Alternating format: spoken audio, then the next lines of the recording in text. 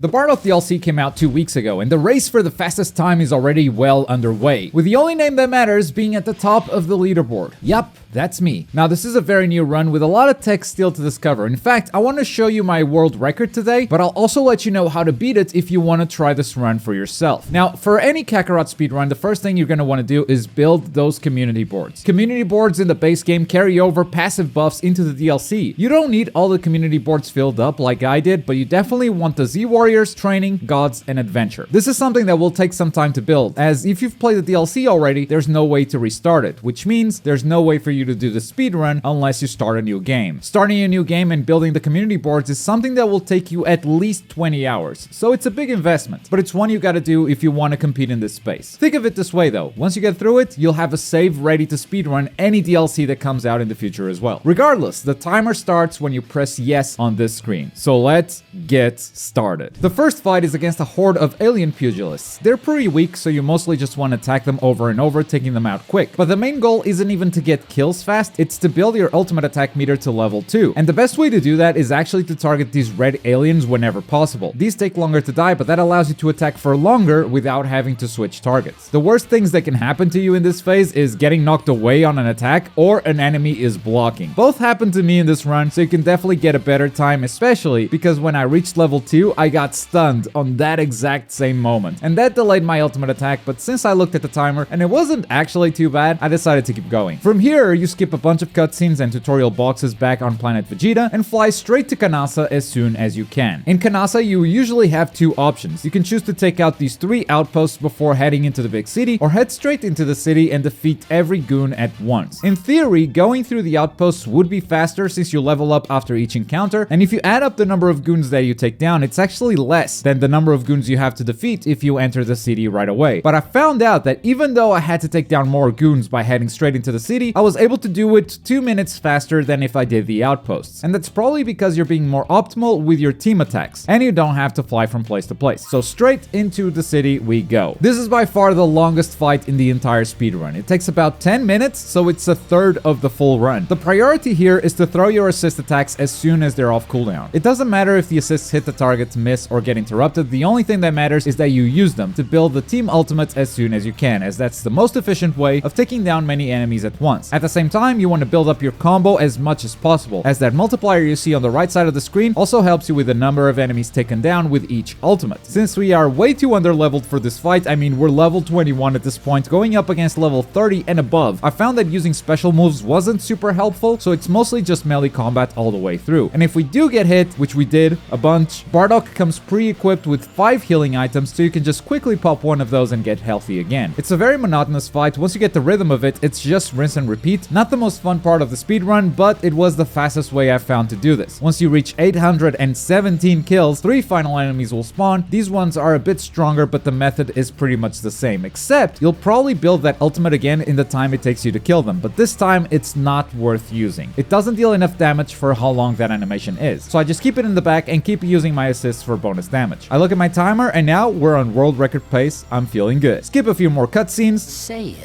Bardock returns to planet Vegeta, calls his son garbage.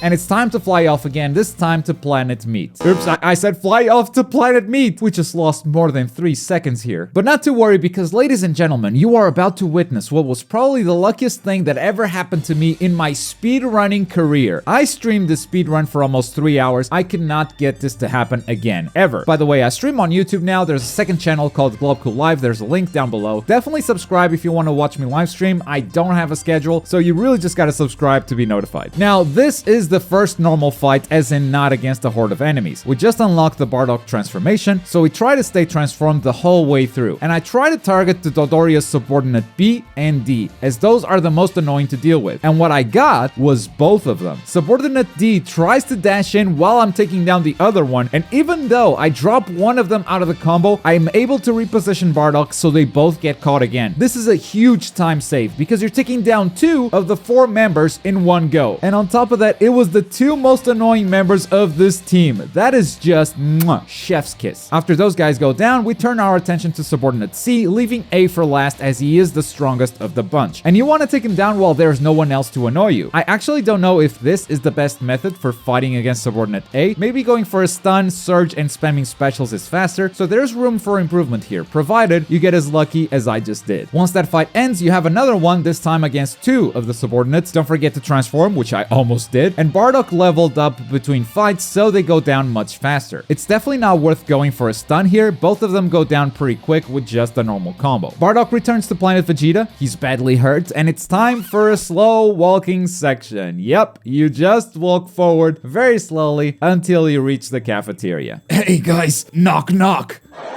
You're supposed to ask who's there. I'll never be a stand-up comedian. And it's time to slowly walk again, this time with visions along the way. The next section is the last one of the DLC, but before we trigger it, we're gonna unlock some talents for the very first time in this run, and we're gonna do it all at once. Level up Body Impact to level 3, the Saiyan Transformation for a bigger damage buff. We get 3 passives, Merciless for bonus damage against lower level enemies, Heavy Blow for more stun damage, and Supreme Power for more damage against stunned enemies. Finally, we level up Spirit Cannon, our beam, specifically for the Dodoria fight. Don't forget to equip the passives, and off we go to space. The first encounter is against a horde of Frieza forces, and it's always satisfying to open with a Spirit Cannon, taking down a bunch of them. They go down pretty quickly, even if they're blocking, so you can easily power through by just punching and quickly switching targets once someone goes down. Your goal here is to build level 2 on your ultimate and reach 76 kills. If you meet these 2 criteria, you'll unleash an attack that only leaves one guy alive. This encounter goes mostly without a hitch. I did get attacked by some ki blasts, so I had to block for a bit, especially since one of the goons thought it was a good idea to follow up with attacks. So a bit unlucky there, but nothing too major. And I pulled the trigger with 73 kills instead of 76. The reason for that is I didn't know about the 76 kills at the time. Like I said, I streamed this speedrun for 3 hours and I made a lot of discoveries, but I could never get that lucky time save on Planet Meat again, so this ended up being my best run despite the discoveries I made later. So instead of taking down the enemy count to 1, I took it down to 9. Most enemies here die really quick, except for that final one, but it's also not that big of a deal, so we take him down and now it's time for Dodoria. We start the Dodoria fight by stunning him and then transforming. Here, Dodoria will do a random attack. You usually want him to punch and not do this dash move. This is completely random, and while this dash move is not ideal, it's not horrible either. So we get back in his face and we keep hitting him with Body Impact until he is stunned. And then we mash that Spirit Cannon, taking him down pretty quickly, but not as quickly as you can do it. In future runs, I was using Surge to take down Dodoria, which was considerably faster. That should be no surprise, but I was scared of not having Surge to take down Frieza afterwards. Turns out you're able to use Surge on Dodoria and still have enough time during the Frieza fight to build Surge back to use when you need it, so you can definitely do Dodoria faster. Either way, now it's time for Frieza. Frieza is tough. He runs away from you a bunch and there are a lot of attacks that you cannot armor through, so stunning him can be hard. But after you dodge 2 of his attacks, you should be able to chain Body Impact until he is proper stunned. Get out of the way, Visions! We get the stun, and as far as I can tell, the best way to deal damage is just melee combos. Frieza seems to have some high resistance to your special moves, so they don't deal as much damage as they usually do. After the stun phase is over, Frieza is gonna go into Surge, and we're gonna interrupt his Surge with our own. I throw a Spirit Cannon for tracking purposes and mash Body Attack until the stun happens. Then it's time to mash Spirit Cannon until you run out of ki. You should have time to charge a little bit and throw a couple of more, and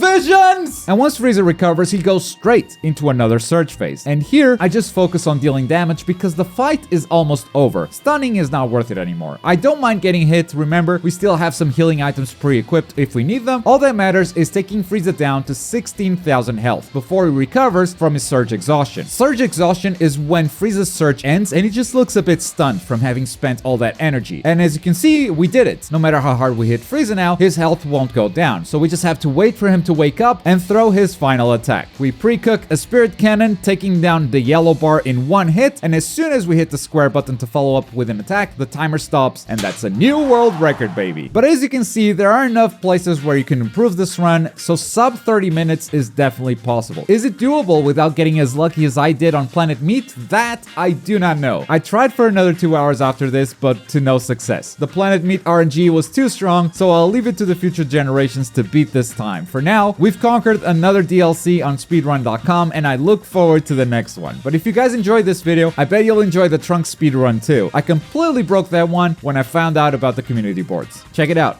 Boy.